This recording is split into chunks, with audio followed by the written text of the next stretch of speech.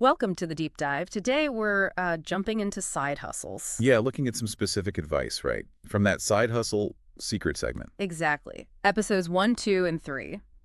The goal here is basically to pull out the really actionable stuff for anyone thinking about or, already running a side business. And a side hustle, just to be clear, it's more than just a paid hobby, wouldn't you say?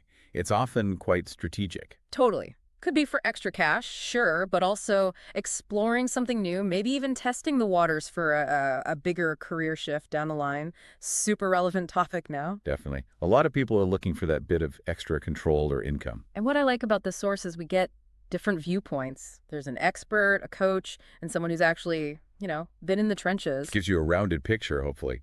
So where do we start getting off the ground? Yeah, let's look at episode 1 with Sarah Johnson, the expert. She kind of boils the initial spark down to two things: passion and, well, needing more money. Uh-huh.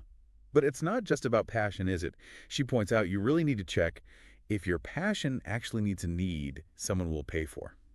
Good point. Like, is there a market? Which ties into her first big step: figuring out your strengths and what genuinely interests you. What are you good at? What skills could you offer? Or what problem can you solve that you actually sort of enjoy tackling? And then comes a really crucial bit: validation. Testing the waters. Yeah, don't just jump in feet first. Sarah suggests, testing the idea small scale, maybe offer a trial run. Or just talk to people. See if the idea resonates before you invest too much time or money. Makes total sense. She gives that example of a freelance writer, right? Started small, validated the need. And it grew into a full-time thing. Shows Yeah. it can work. Okay, so you've got an idea, you've kind of tested it. What's next?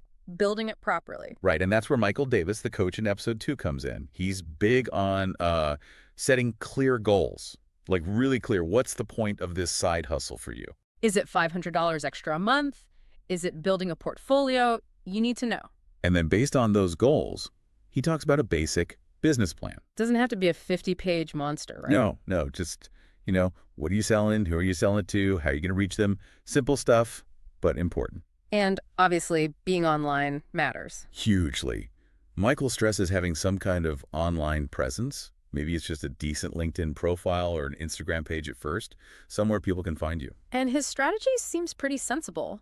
Start small, focus on delivering real value Get those first few customers really happy. Build that reputation. before you worry about massive scaling or anything. Exactly. That initial group can be your best marketing, really. Okay, value delivered, foundation laid. But how do you actually grow?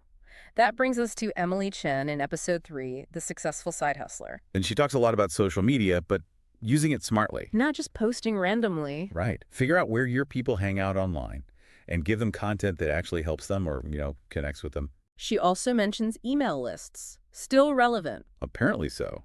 For her, it's about that direct line to your audience. Yeah. You're not relying on algorithms. You can build a real community feel. Interesting. And customer service. Oh, massive for Emily. She argues that amazing service isn't just about keeping customers. It's about turning them into fans who spread the word. That makes sense. Word of mouth is powerful. Definitely. And finally, she tackles the big one. Time. How do you juggle it all? Ah, yes, the eternal side hustle struggle. What's her secret?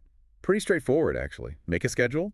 Prioritize ruthlessly. You have to be disciplined to avoid burnout. So mapping it out, sticking to it. Yeah.